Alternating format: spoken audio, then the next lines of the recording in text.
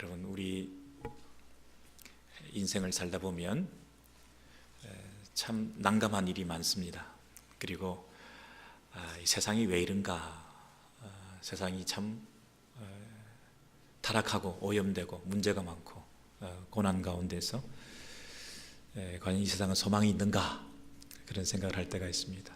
그리고 또한 자기 자신을 들여다볼 때도 이 모순 덩어리, 실수 덩어리, 또 우리의 삶에 과연 의미가 있는 삶인가, 또는 혼자 남아가지고 주변에 믿었던 사람들, 또 주님을 바라보며 함께 동정했던 사람들, 또 주님 앞에서 참 사랑을 나눴던 가족들, 심지어 모든 사람들이 자기를 떠나면서 홀로 남은 그 외로움과 서글픔 속에 처할 때도 있습니다. 여러분, 우리가 세상을 바라볼 때 참 세상에 대한 기대, 이런 것들이 없어질 때가 참 많습니다. 그런데 여러분, 만약에 집안에 어린아이가 하나 태어났다, 만약에 생각을 하시면, 아니, 이 어린 생명, 하나님께서 주신 생명이지 않습니까? 하나님께서 주신 생명인데, 우리 지난주에도 우리 스텔라 자매 가정에 그 어린아이가 태어났는데, 여러분 그 사진 한번 보시죠. 너무 이쁘잖아요. 지금 태어난 지 며칠 되는 아이인데요. 우리 EM에서 신앙생활 잘하는 자매의 가정에서 태어난 딸인데요. 하나님께서 이 생명을 주셨어요. 그러면 그 생명을 우리가 선물로 받고 이 생명을 주신 분이 하나님이시라고 한다면, 이 어린 생명을 통해서 여전히 일하고 계시는 하나님을 우리가 볼 수 있어야 되지 않습니까? 세상이 소망이 없다면 하나님께서 생명을 주지 말으셔야죠. 문을 닫아 나오셔야죠. 그죠? 그런데 여전히 뭔가 하나님께서 일을 하신다는 하나의 사인으로 계속 당신의 귀한 어린 생명들을 허락해 주시는 거죠. 그래서 이 세상이 정말 절망적으로, 이 세상이 정말 비관적으로 보는 가운데서도 이 어린 생명을 우리가 선물로 받게 될 때에, 우리 가정이 아직도 소망이 있고, 이 세상은 아직도 하나님께서 일하고 계시고, 그런 면에서 우리가 새로운 기쁨을 회복할 수 있지 않습니까? 자포자기하는 마음이 아니라 새롭게 더 용기를 얻게 되고 말이죠. 막 비관적으로 막 보던 우리 기관, 단체, 우리 모임, 공동체, 어떤 사람들, 막 이제 소망이 없어, 더 이상 방법이 없을 것 같아, 하나님께서 떠나신 것 같아, 하나님도 포기하셨을 거야, 그런 마음을 가지고 우리가 보다가, 아니지, 하나님께서 여전히 일하시지, 그런 어떤 하나님이 함께 하신다는 손길을 우리가 느낄 때가 있거든요. 어린 생명 하나를 통해서라도. 근데 어린 생명 하나도 가치가 있지만, 사실은 그 어린 생명을 통해서 일하시는 하나님을 보기 때문에, 그 어린 생명을 통해서 일하시는 하나님이 살아계시기 때문에, 이 한 생명을 보면서 이 세상을 전체를 바라보는 시각이 달라질 수가 있는 거죠. 비관적으로 세상을 포기하고 싶은 세상이 아니라, 살아볼 만한 세상이다, 하나님 여전히 일하신다, 이렇게 완전히 우리의 관점이 바뀌게 되는 것처럼 말이죠. 여러분, 그런 적이 없으십니까? 오늘 이 사도 바울이 바로 그런 생각을 가지고 있습니다. 사도 바울은 이스라엘을 생각할 때, 소망 없다, 이렇게 생각한 거예요. 이스라엘이라고 하는 민족, 혈통적인 이스라엘을 생각할 때, 원래 하나님의 택함을 받은 구약의 하나님 나라의 백성들이라고 생각했던 그들이 율법주의로 똘똘 뭉쳐가지고 구원받는 길을 스스로 봉쇄하고, 자기 의로 막 너무 강해져가지고 하나님의 의를 덧입지 못하고, 자신의 행위를 통해서 오직 전적인 은혜로 믿음으로 주어지는 이 구원의 선물을 받지 못한 채 아주 들어갈 틈도 없이, 아주 복음의 문이 들어가지도 않는, 아주 그냥 강팍해져 있는 그 이스라엘 민족, 그것도 우울감에 사로잡혀가지고 겸손하게 하나님의 말씀을 듣지 않고 있는 그 이스라엘 백성들을 볼 때 소망이 없다, 이렇게 본 거죠. 소망이 없어. 이스라엘 이제는 끝났어. 하나님이 쓰시는 그 이스라엘은 이제 더 이상 이스라엘이 아니고, 이스라엘은 실패로 돌아갔어. 그래서 다른 신약의 교회를 일으켜 세우시고, 구약의 이스라엘은 포기하고. 아니, 정말 그럴까요? 하나님께서 이런 방법을 구약에는 하려고 했다가 이게 실패하니까 또 새로운 방법을 하나님께서 하셨다면, 처음부터 그 일을 시작하신 하나님이 뭐가 결함이 있고 오류가 생기는 분이지 않습니까? 하나님 그런 분이 아니실 거 아니에요. 그래서 세대를 구분해서 세대주의자들이 말하는 것처럼 이런 시대가 끝나고 이런 시대가 새로 오고, 그게 아니고 하나님이 처질관 처음부터 하나님께서 택하신 이스라엘 백성들이라고 한다면 민족적 혈통적 차원에서 이 이스라엘도 하나님께서 뭔가를 이 이스라엘을 통해서 하시는 일이 있을 텐데, 이 이스라엘을 완전히 버리실 리가 없는데 이스라엘을 완전히 포기한다는 것이 하나님의 능력과 하나님의 신실하심을 스스로 포기하는 것인데, 그런 면에서 볼 때 뭔가 이상하다는 거죠. 그래서 겉으로는 이스라엘이 다 끝났다, 이스라엘은 이제는 포기되었다, 이스라엘은 소망이 없다, 이런 마음을 가지고 있다가 사도 바울이 스스로 자기를 돌아다본 거예요. 그래서 가만히 있어, 내가 이스라엘 사람이구나. 11장 1절에 있는 말씀입니다. 내가 이스라엘 사람이구나. 그러므로 내가 말하노니 하나님이 자기 백성을 버리셨느냐. 같이 한번 읽으시겠습니다. 시작. 그러므로 내가 말하노니 하나님이 자기 백성을 버리셨느냐. 그럴 수 없느니라. 나도 이스라엘인이요 아브라함의 씨에서 난 자요 베냐민 지파라. 이렇게 말합니다. 하나님이 자기 백성을 버리셨느냐, 하나님이 이스라엘 백성을, 이스라엘이라는 나라를 완전히 포기했느냐. 그럴 수 없다. 왜냐하면 내가 이스라엘 사람이다. 사도 바울 자기가 누구라고요? 아브라함의 씨에서 난 자요 베냐민 지파요. 이스라엘 중에 이스라엘이요. 내가 이스라엘 사람인데, 혈통적으로 민족적으로 내가 이스라엘 사람인데 내가 구원받았지 않냐. 나를 보니까 하나님께서 이스라엘을 버리실 리가 없다. 내가 이스라엘 사람인데 내가 구원받았으니까, 하나님의 긍휼을 덧입었으니까, 꽉 막혀있던 나를 하나님께서 꼬꾸라뜨리셨으니까, 전혀 복음을 이해하지 못했던 나를 하나님께서 구원의 문을 열어주셨으니까, 자기 의를 똘똘 뭉쳐 있었던, 자기 공로주의에 꽉 차 있었던 나를 하나님께서 은혜의 복음을 듣게 하셨으니까, 내가 다메섹 도상을 다니면서 그들을, 교회를 핍박하기 위해서 강팍한 마음을 가지고 살인자처럼 뛰어다니는데, 내가 예수를 전하는 순교자의 삶을 살게 하신 이 놀라운 일이 나에게 일어났는데, 그들의 불순종에 대해서도, 그들의 강팍함에 대해서도, 이스라엘이 정말 소망이 없어 보이는 것 가운데에서도 나 같은 것을 살리셨다면 하나님께서 이스라엘도 살리실 것이다. 나 같은 죄인도 살리셨는데, 나를 의롭다 하셨는데 하나님께서 이스라엘을 버리실 리가 없다. 소망이 있다. 이스라엘에 대해서도 소망을 다시 한번 회복하게 된 계기가 뭐냐면 자기 자신을 들여다봤을 때라는 것입니다. 한 생명이 이 땅에 태어날 때 이 세상이 타락하고 병들고 소망 없는 것처럼 보이지만 여전히 하나님의 은혜의 손길이 유효하게 역사하고 있고, 이 세상을 버리지 아니하시고 이 세상을 통해서 아직도 일하고 계신다고 하는 하나님의 섭리가 분명했던 것처럼, 나를 살려주신, 사도 바울을 구원시켜주신 하나님께서 이 이스라엘이라고 하는 나라를 포기하실 리가 없다. 나를 살리셨다면 이스라엘도 하나님께서 책임져 주실 것이다. 여러분, 이런 마음을 사도 바울이 가지게 된 것입니다. 여러분, 그래서 이 사실을 좀 더 명확하게 예증하기 위해서 사도 바울이 이스라엘의 구약의 역사를 들면서 11장 2절부터 4절에서 이렇게 말하고 있습니다. 하나님이 자기 백성을 버리지 아니하셨나니, 하나님께서 이스라엘 나라라고 하는 이 나라를 버리지 아니하셨다는 것입니다. 너희가 성경이 가리켜 말한 것을 알지 못하느냐. 여러분, 사도 바울은 새로운 얘기를 하는 게 아닙니다. 구약 성경에, 너희들이 잘 아는 구약 성경에 이미 다 나와 있는 그 사건을 통해서 교훈받지 못하느냐. 엘리야가 이렇게 말한 적이 있어요. 저가 이스라엘을 하나님께 송사하되, 하나님 앞에 뭐라고 송사합니까? 뭐라고 어큐즈합니까? 하나님, 이스라엘은 끝났습니다. 이스라엘을 버리세요. 이스라엘은 우상 숭배합니다. 이스라엘은 불순종합니다. 저 이스라엘을 다 쓸어버리세요. 이스라엘은 아무 소망이 없습니다. 이스라엘은 나라 하나님께서 택하신 것 하나님 후회하실 만합니다. 저렇게 패역한 백성들, 목이 곧은 백성이 어디 있습니까? 저 이스라엘 버리세요. 이스라엘은 다 밀질당에 마땅합니다. 재판정에 세워서 완전히 사형 선고하세요. 하나님, 이스라엘을 하나님 버리세요. 저희가 주의 선지자들을 죽였습니다. 하나님이 보내신 선지자들을 다 죽여버렸습니다. 그리고 주의 제단들을 다 헐어버렸습니다. 예배가 완전히 끝났습니다. 하나님을 예배하지 않습니다. 더 이상 하나님을 하나님으로 섬기지 않습니다. 우상을 하나님으로 섬기고 있습니다. 그러니 하나님의 백성들이 아닙니다. 다 썰어버리세요. 이스라엘은 끝났습니다. 이스라엘의 시대는 끝났습니다. 나 하나 남았습니다. 지금 나 하나 남았는데 내 목숨도 그들이 찾고 있습니다. 나도 죽이려고 그럽니다. 그럼 끝난 거 아닙니까?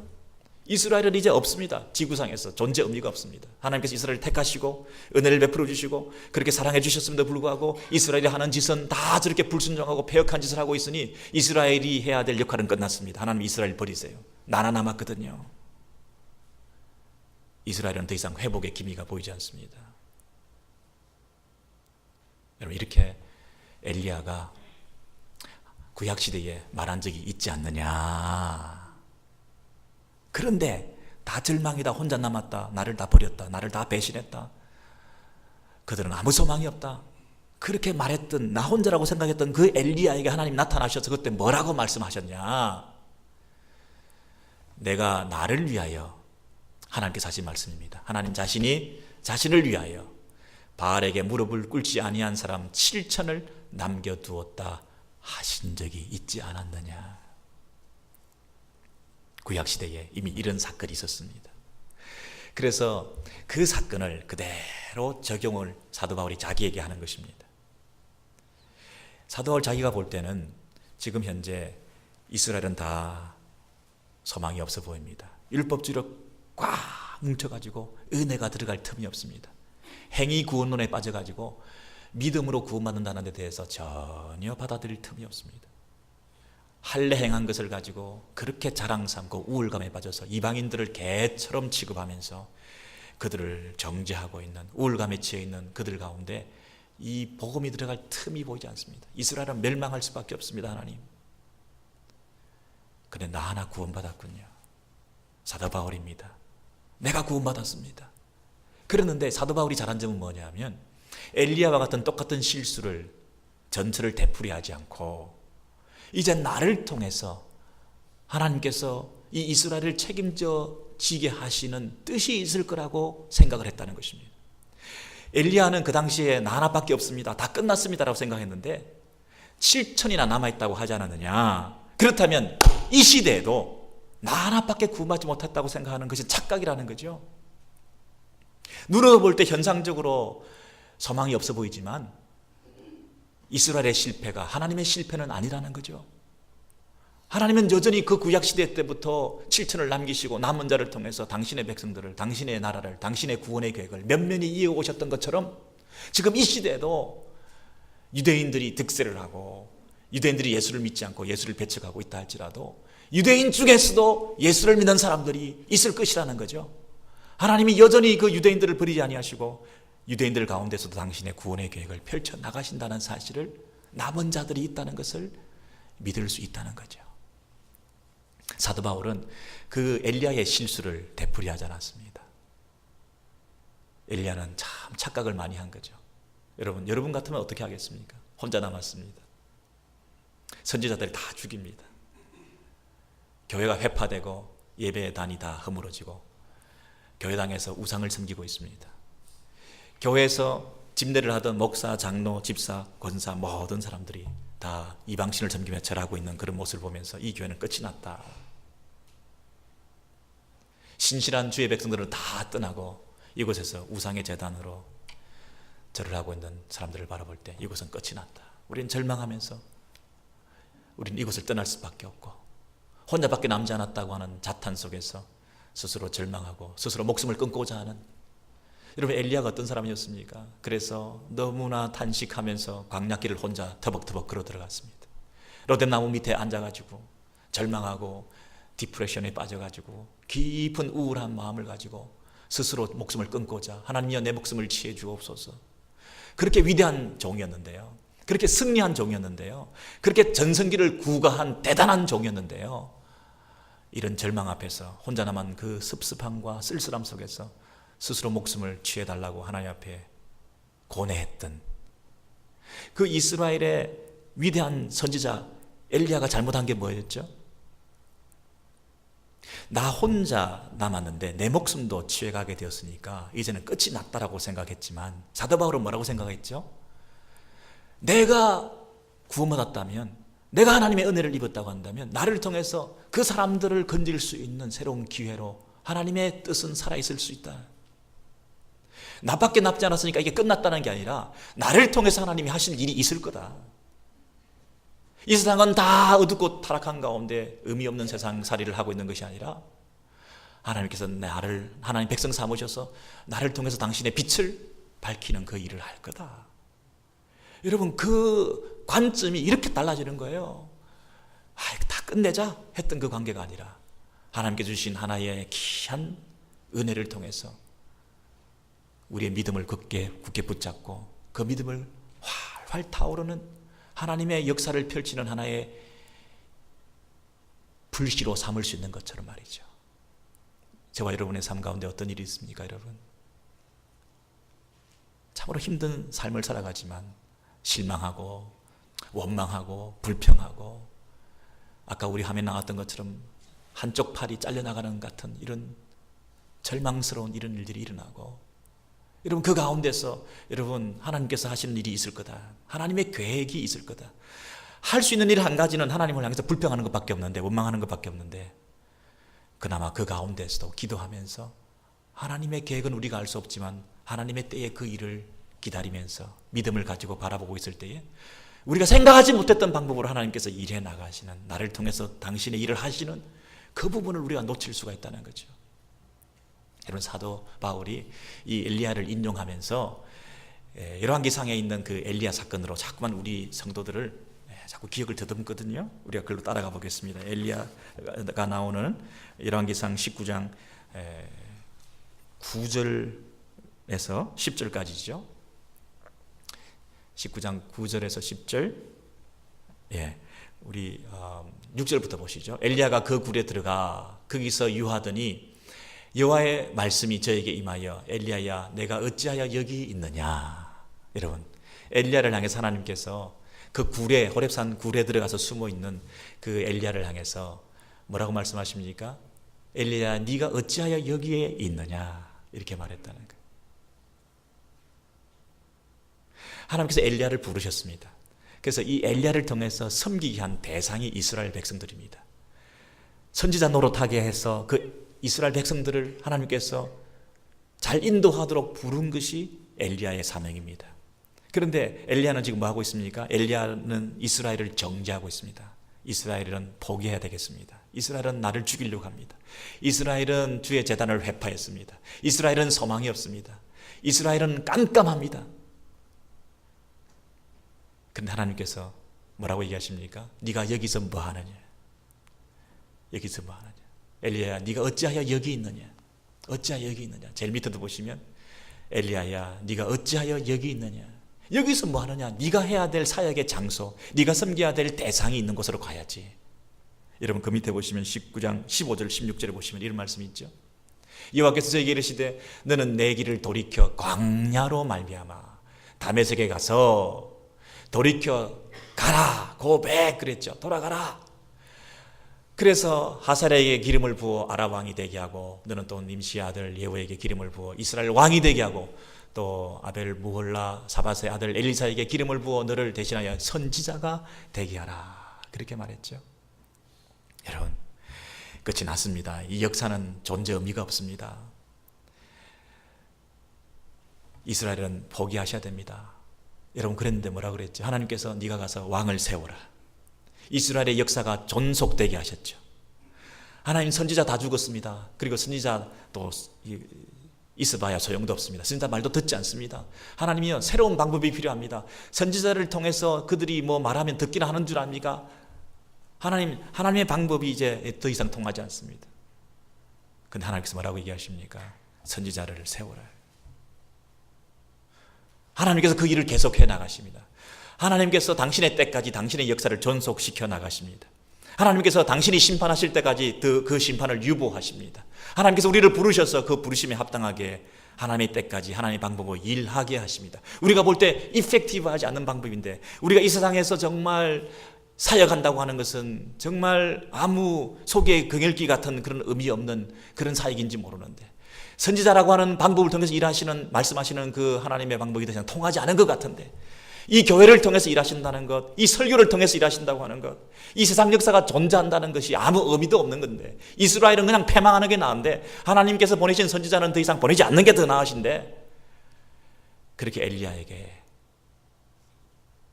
좌절감이 찾아왔을 때 하나님께서 그 엘리야에게 뭐라고 얘기하십니까? 왕을 세워라. 선지자를 세우라. 하나님 일을 계속 하나님께서 하고 계신다는 것입니다. 여러분, 의미 없는 인생인 것 같아도, 세월을 허송하고 세월을 낭비하는, 시간 낭비하는 것 같아도 여러분, 여러분의 삶 가운데서 하나님께서 지금도 일하고 계시는 것을 믿으시기 바랍니다. 하나님께서 여전히 가장 유효한 방법으로, 여러분 생각할 때는 가장 비효율적인 방법인지 모르지만 하나님께서 보실 때는 가장 확실한 방법으로 저와 여러분의 삶 가운데서 지금도 일하고 계시는 줄 믿으시기 바랍니다. 여러분께서는 혼자입니다. 섭섭합니다. 실망했습니다. 낙심됩니다. 하나님의 방법을 신뢰할 수 없습니다. 사람들이 다 떠났습니다. 혼자 있다고 하는 그런 외로움 속에 여러분 처해 있을지 모르지만, 그러나 그 가운데서 하나님께서 여러분을 통해서 일하시기를 기뻐하십니다. 여러분 안에 기쁨을 회복하게 하시고 그 기쁨이 전파되게 하십니다. 여러분이 먼저 하나님 향해서 눈을 뜨게 하시고 하나님의 시각으로 하나님의 계획을 바라보게 하시고 여러분을 통해서 그 하나님의 계획을 넓혀가기를 원하십니다. 여러분이 실망한 자리에서 소망을 다시 회복하고 그 소망을 다른 사람들에게 전달하기를 원합니다. 여러분이 낙심한 자리에서 위로받게 하셔서 그 위로를 다른 사람에게 전달하기를 원합니다. 여러분이 상처받은 그 자리에서 그 상처를 치유받게 하셔서 하나님께서 그 치유의 사역을 여러분을 통해서 하기를 원하십니다. 하나님께서 엘리야를 들어서시기를 원하십니다. 돌아가라. 너의 사역의 대상으로 돌아가라. 네가 가야 될 자리로 돌아가라. 이렇게 말씀하시면서 재촉하시는 우리 하나님, 이 인격적인 하나님께서 오늘날 저와 여러분 가운데서도 일하고 계시는 줄 믿습니다. 여러분, 7,000명을 불렀다고 그러는데요, 7,000명이 남겨져 있었다고 그랬는데 그 7,000이라는 숫자가 뭐 6,999명보다 한 명 많은 7,000명, 정확한 그 숫자일 수도 있겠지만 성경에서 보통 우리가 상징적인 숫자들이 많거든요. 7이라고 하는 완전수에다가 그 당시 가장 많은 사람들을 일컫는 숫자가 1,000입니다. 그래서 7,000 그러면 아주 많은 사람들, 하나님께서 부르시는 택함받은 하나님의 자녀들을 상징적으로 얘기할 때 7,000명이다 이렇게 말할 수도 있습니다. 그리고 요한계시록에 14만 4천이 어떤 숫자죠? 구약의 12지파, 신약의 12사도 곱하고 그리고 아주 많은 숫자를 상징하는 1,000, 그래서 그게 14만 4천이 되거든요. 14만 4천 명만 구원받겠습니까? 하나님의 백성들을 상징하는 숫자입니다. 7,000도 마찬가지입니다. 7,000이라는 숫자보다 훨씬 더 많을 수도 있고 오히려 7,000보다 적을 수도 있는 하나님의 백성들을 상징하는 숫자입니다. 완전한 하나님의 자녀들. 어떤 교회에서는 뭐 7,000명이 우리 교회 성도들의 출석교회의 목표다, 뭐 이렇게 막 여기서 7,000명을 따와가지고 막 슬로건을 걸고 막 그러는데 도대체 어떤 근거로 그런 어떤 목표를 이렇게 정하는지 모르겠어요. 여러분, 어쨌든 7,000명이 남아있다는 것입니다. 그런데 여러분, 그 7,000명이 무릎을 꿇지 않았기 때문에, 바알에게 무릎을 꿇지 않았기 때문에 하나님께서 그들을 남겨주셨습니까? 아니면 하나님께서 그 7,000을, 하나님의 자녀들을 남겨주셨기 때문에 그들이 바알에게 무릎을 꿇지 않을 수 있었습니까? 어느 쪽이죠? 여러분, 사도행전 21장 20절 이하에도 보시면요, 자, 구약 시대에도 하나님께서 남겨주신 자들이 있었고요, 신약 시대도 사도 바울 당시에도 이 남겨진 자들이 있었다는 것을 뭐라고 말하고 있습니까? 사도행전 21장 20절 우리 같이 한번 읽으시겠습니다. 시작. 그들이 듣고 하나님께 영광을 돌리고 바울들어 이르되, 형제여, 그대도 보는 바에 유대인 중에 믿는 자 수만 명이 있으니 다 율법의 열성을 가진 자라. 여러분, 율법의 열성을 가진 유대인들이 있습니다. 그런데 율법의 열성을 가진 사람들 가운데서도 믿는 자가 수만 명이 있다는 겁니다. 예수 믿는 사람들이. 여러분, 유대인이라고 해서 다 송두리째 유대인이 다 타락하고 다 예수를 믿지 않는 것이 아니라 유대인 중에도 남은 자 수만 명이 있다는 것입니다. 이 숫자가 얼마인지 알 수 없지만 구약시대 엘리야 시대에도 그랬던 것처럼 이 바울 시대에도, 이 초대교회에도, 그럼 저와 여러분 지금 이 시대에도 하나님께서 남겨진 자들이 있다는 것입니다. 예수 안에서 참 믿음을 가지고 있는 남겨진 자들이 있다는 것입니다. 여러분, 근데 내가 남겨진 자인가, 하나님의 택함을 받은 하나님께서 남겨주신 자인가 아닌가를 어떻게 알 수 있을까요? 여러분, 하나님 남겨진 자인 줄 믿습니다. 어떻게 알 수 있을까요? 그 판별식을 그 로마서 11장 5절 6절에서 이렇게 말하고 있습니다. 그런즉 이와 같이 같이 읽습니다. 시작. 그런즉 이와 같이 이제도 은혜로 택하심을 따라 남은 자가 있느니라. 만일 은혜로 된 것이면 행위로 말미암지 않음이니 그렇지 않으면 은혜가 은혜되지 못하느니라. 여러분, 그런즉 이와 같이 이제도 그랬죠? 이제도가 언제입니까? 지금도, 지금 이 시대에도 남은 자가, 은혜로 택하심을 따라 남은 자가 있다는 것입니다. 엘리야 시대에 그 7천이라고 하는 하나님의 백성들이 남아 있었던 것처럼, 여러분 사도 바울 당시에도 그 남은 자들이 유대인 가운데서도 있었던 것처럼 오늘 이 시대에도 남은 자들이 있다는 것입니다. 이제도. 그런데 그 이제도 은혜로 택하심을 따라 남은 자가 있다. 우리가 남은 자인가 아닌가 어떻게 판별할 수 있느냐? 만일 은혜로 된 것이면 행위로 말미암지 않음이니 그렇지 않으면 은혜가 은혜되지 못한다. 여러분, 은혜와 행위라고 하는 것은 영원한 같이 있을 수 없는 것입니다. 은혜라고 하는 것과 행위라고 하는 것이 이게 같이 공유할 수 있는 부분이 없어요. 영원한 안티테제예요. 영원히 이것은 행위가 조금이라도 있으면 은혜가 조금이라도 소멸되는 거고, 모든 것이 하나님의 은혜라고 생각할 때 자기 행위에 대한 것은 아무것도 없는 거예요. 그래서 은혜가 은혜되지 못한다. 행위가 조금이라도 있으면. 무슨 말인지 아시겠죠? 행위가 조금이라도 있으면 은혜가 은혜되지 못한다. 우리가 은혜로 택하심을 따라 남은 자가 되었으니 밑줄 쫙 치셔야 돼요. 은혜로 택하심을 따라 남은 자가 되었다는 거예요. 우리가 남게 된 것은 전적인 하나님의 은혜라는 겁니다. 내가 잘해서 남은 게 아니라니까요.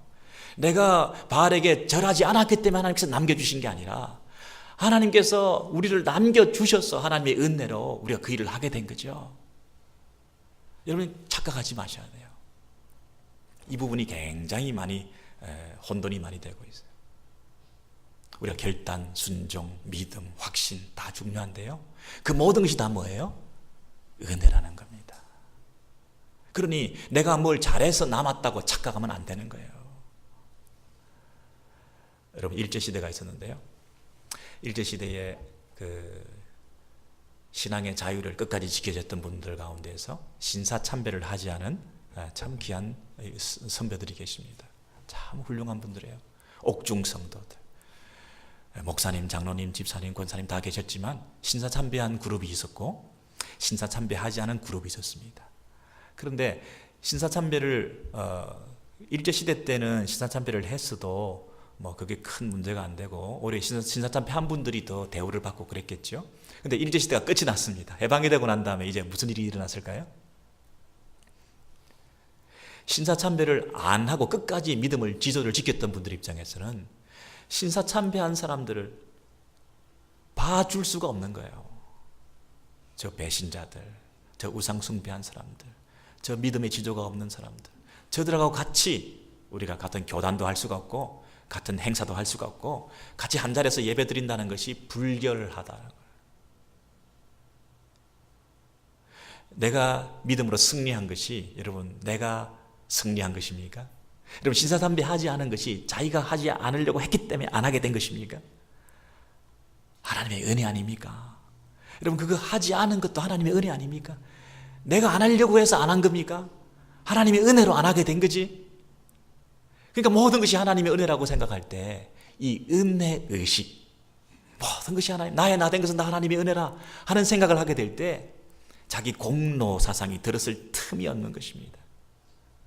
여러분, 행위라고 하는 것이요, 조금이라도 있으면 은혜가 은혜되지 못한다 그러잖아요. 내가 한 것이 조금이라도 드러나는 것이 있으면요, 참 은혜를 모르는 사람이에요. 여러분, 내가 은혜를 깨달았다 하는 말은 이거예요. 소위 은혜를 깨달았다 하는 사람 중에서도 자기 의로 똘똘 뭉쳐있고 자기 열심히 특심이 되어가지고 자기 공로사상에 쩌들어 있는 사람들이 얼마나 많은지 몰라요. 신사참배를 한 것이 자기의 선행과 자기의 열심과 자기의 공로가 돼가지고 신사참배를 한 사람들을 정죄하고 비난하고 같이 생활하지 못하겠다 그러고 자기 우울감에 빠져있고, 그렇다면 그게 뭡니까? 하나님의 은혜를 모르는 자들이에요.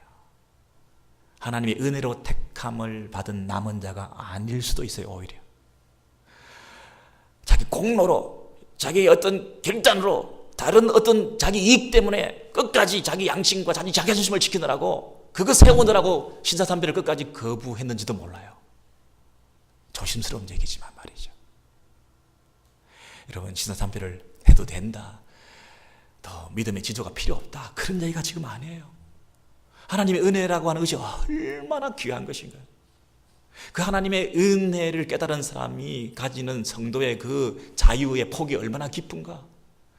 모든 것이 하나님 은혜로 내게 일어났다고 생각할 때 가지는 그 기쁨과 감격 속에서 품을 수 있는 그 대상이 얼마나 많은가. 사역의 깊이, 신앙생활의 인격의 그 모습, 교회 공동체 안에 일어날 수 있는 사랑의 그 깊이와 넓이, 여러분, 이것이 얼마나 많은 차이가 생기겠습니까? 자기 공로 사상이 조금 더 들었을 틈이 없는 은혜 의식에 철저한 사람들, 조금 더 다른 사람을 향해서 내가 더 우월하다고 생각을 가질 수가 없는, 내가 더 낫다라고 하는 생각을 가졌다는 자체가 벌써 내가 하나님의 은혜로 다 되었다는 것을 부인하는 꼴인데, 그것이 어떻게 하나님의 은혜로 택함받은 남은 자의 삶이라고 할 수 있겠습니까? 여러분, 천국 가시면 깜짝 놀랄 일이 3가지 있다 그러죠. 아니, 저런 사람이 어떻게 천국에 왔지? 평소 생각할 때 천국에 오지도 못할 사람이라고 생각했는데 천국에 와 있는 걸 보면서 깜짝 놀란다 그러죠. 당연히 천국에 올 줄 알았는데 또 못 온 사람들이 하도 많아가지고 천국에서 놀란다 그러죠. 열심히 하고 했는데 그분이 천국에 없는 거예요. 3번째로 제일 놀라는 일이 뭐죠? 내가 천국에 와 있다는 것 때문에 놀란다는 거죠. 나 같은 죄인이 어떻게 이 하나님의 은혜로 이곳까지 오게 되는지 깜짝 놀란다는 거죠. 사도 바울이 여러분 꼬꾸라졌습니다. 열심히 특심이 되어서 달려가고 있었는데 꼬꾸라졌습니다. 자기가 믿었기 때문에 구원받았습니까? 사도 바울은 갑자기 빛이 내리쬐어가지고 눈이 멀고 영적 암흑 상태에서 하나님께서 광명의 빛을, 새빛을 비춰주셔서 복음의 빛을 알게 되어가지고 하나님의 은혜로 구원받았지 않습니까? 내가 한 것이 아무것도 없다는 것을 처절하게 깨달았던 사도 바울 아닙니까? 하나님의 은혜로 내가 구원받았다는 것이 너무나 처절했던 사도 바울은 평생 이 은혜 의식에 젖어들어서 살았던 거예요. 그래서 뭘 해도 하나님의 은혜라는 거예요. 내가 한 것이 다 하나님의 은혜라는 거예요.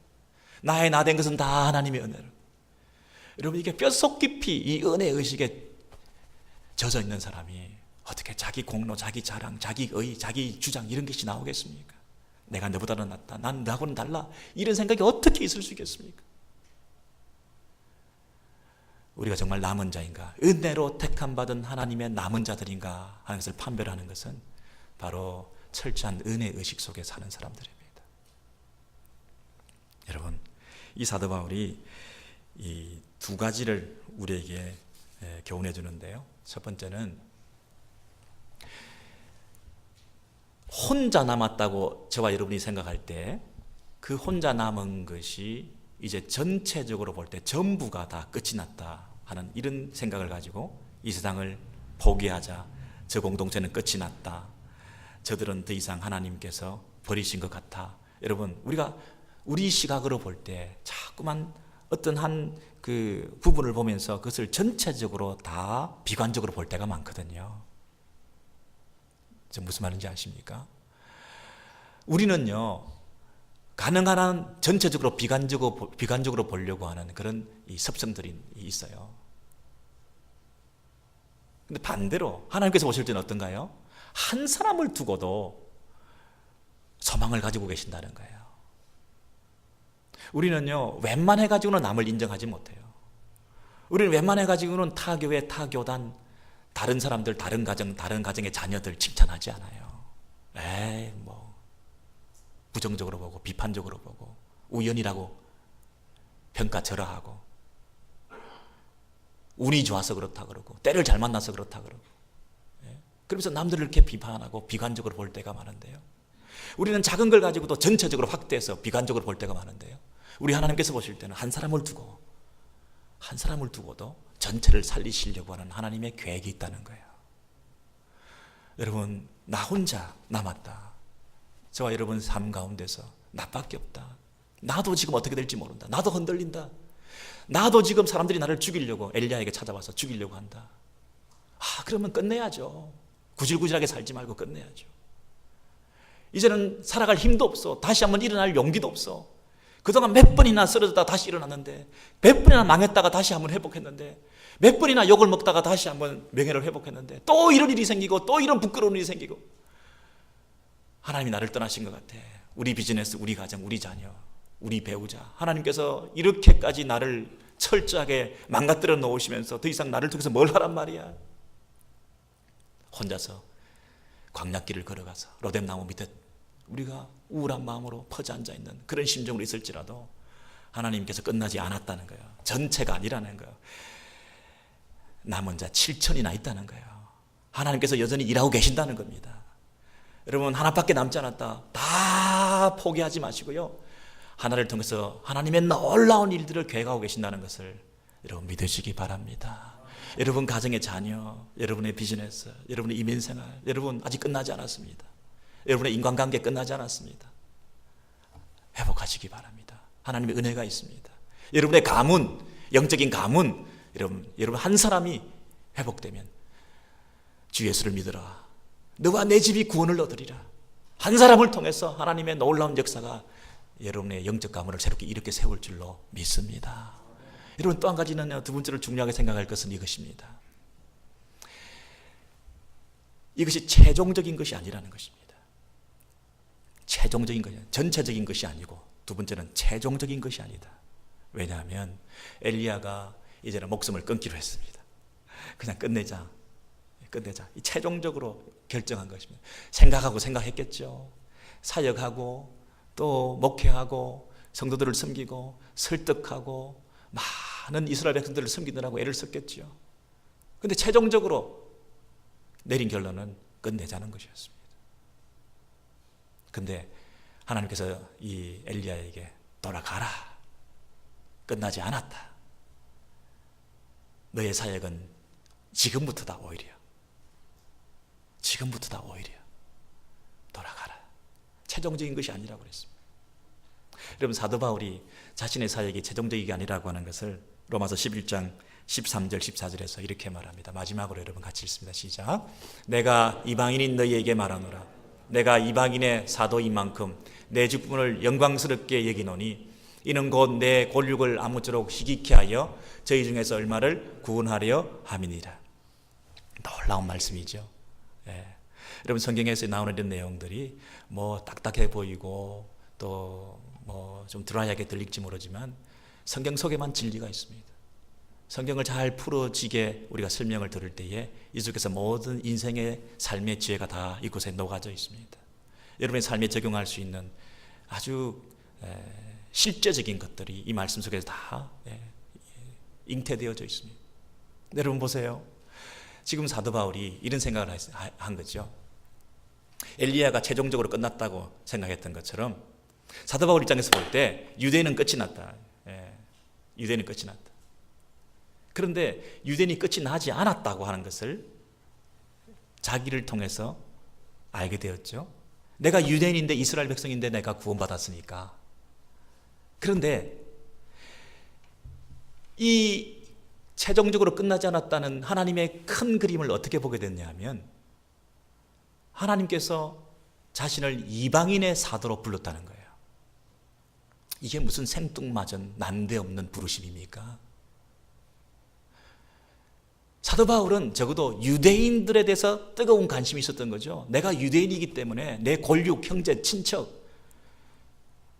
그들이 구원받지 못하는 것에 대해서 안타까움을 가지고 그들이 구원받아야 되는데, 그래서 내가 그리스도부터 끊어진다 할지라도, 내가 지옥에 간다 할지라도 그 영혼들을 살려야 되겠다, 그들이 구원받기를 원합니다, 이렇게 간절히 기도했던 이 사도 바울 입장에서는 나 하나밖에 안 남았는데, 나를 통해서라도 그들이 구원받기를 원하는데, 아니 사도 바울이 하나님의 부르심을 받고 예수 믿고 난 다음에 이방인의 사도로 구원받았다는 거예요.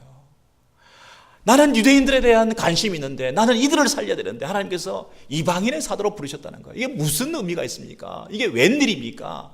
내가 전혀 생각하지 않았던 방향으로 하나님께서 나를 통해서 일하기를 기뻐하신다는 거예요.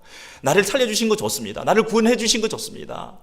내가 죽을 고비에서 살려주셔서 나를 통해서 하나님께서 여전히 일하신다고 생각하고 내가 자살을 결심하고 나는 소망이 없다고 생각하고 나는 혼자라고 생각해서 나는 세상을 떠나려고 생각했는데 하나님께서 나를 살려주시고 구원해 주신 건 나는 감사한데 그것까지 좋습니다. 근데 왜 그 영혼들을 섬기라고 나를 부르셨다 해놓고 왜 나를 이방인의 사도로 부르십니까? 이거 무슨 뜻입니까? 네, 하나님의 지혜와 하나님의 큰 그림 속에는 어떤 그림이 있다고요?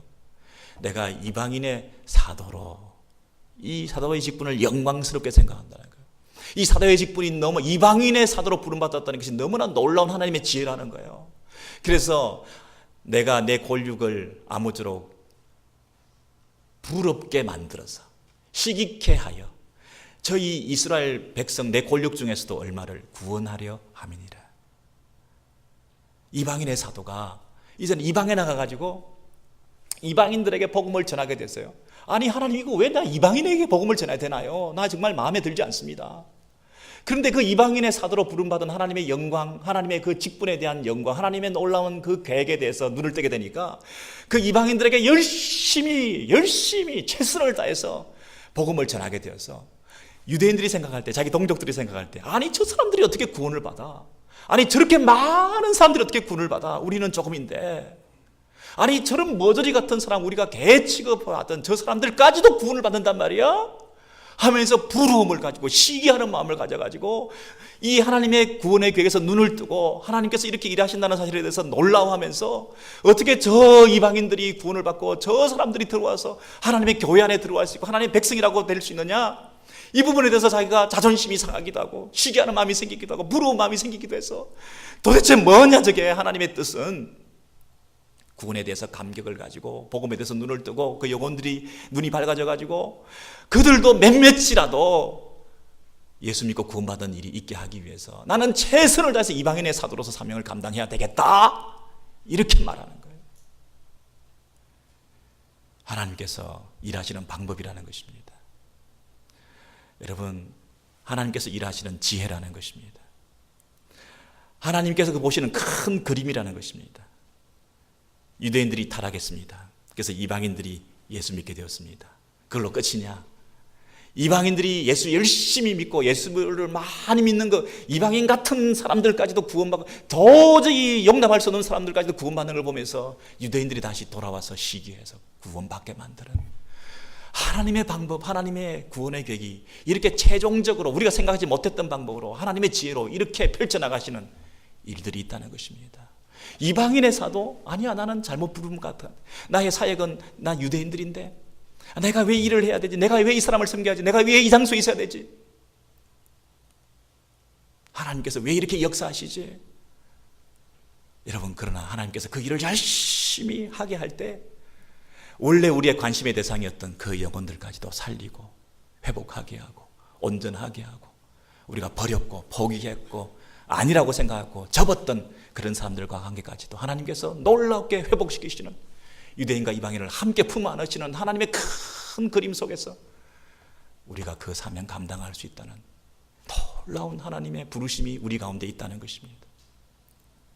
여러분 하나님께서 이렇게 일하시는데 여러분들 가운데서 하나님의 그 지혜와 측량할 수 없는 그 은혜에 대해서 여러분 감격하시고 우리가 적어도 믿고 있는 구원이 이런 가치가 있고 의미가 있고 내가 지금 처해 있는 이 입장과 우리의 상황과 우리의 직분이라는 것, 우리가 하는 이 사명이라는 것, 우리가 하는 이 예배라고 하는 것, 우리가 속해 있는 이 공동체라고 하는 것이 어떤 이 세상 가운데서 의미가 있는지를 생각하셔서 하나님의 나라, 하나님의 영광, 하나님께서 우리에게 맡겨주신 귀한 직분 끝까지 잘 감당하시는 저와 여러분 되시기를 바랍니다. 기도하겠습니다.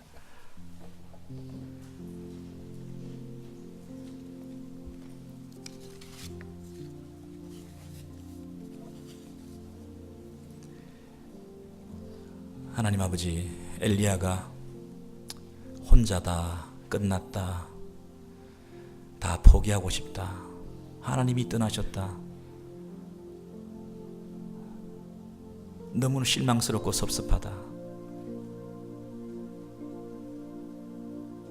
우리 사도 바울이 예수 믿지 않는 이스라엘 사람들을 보면서 절망하고 동족과 권력과 형제 친척들의 그 완악한 강박한 마음을 보면서 벽을 느끼고 사역에 대해서 회의를 품었던, 그러나 하나님께서 자기를 통해서 이방인의 사도로 부르시고 하나님 특별한 지혜와 섭리 가운데 유대인들에게 부러워하는 마음, 시기하는 마음까지 들게 하셔서 그 가운데 몇이라도 더 구원하게 하는 그 사명을 위해서 더 열심을 다해서 이방인의 사도로서 최선을 다하여 한 명이라도 더 구원해서 그 이방인의 구원의 소식들이 유대인들에게 전파되어 유대인 가운데 몇이라도 구원하고자 하는 이 사도 바울의 영혼에 대한 열정, 하나님의 일에 대한 놀라운 충성된 모습들을 보면서 하나님이여, 우리가 현재 처해 있는 상황 속에서도 이런 말씀의 적용이 있게 되기를 원합니다. 우리를 비난하고 등지고 원수되고 나도 포기했던 그 사람들을 향해서 돌아가라. 그러나 당장이 아니라 지금 나에게 주신 또 다른 사명, 이방인의 사도로서 내가 전혀 생각하지 못했던 그 일들을 하게 하셔서 그 일을 통하여 내가 최선을 다할 때 그 일을 통해서 하나님께서 그 죽었던 영혼, 포기했던 심령들, 떠나갔던 심령들,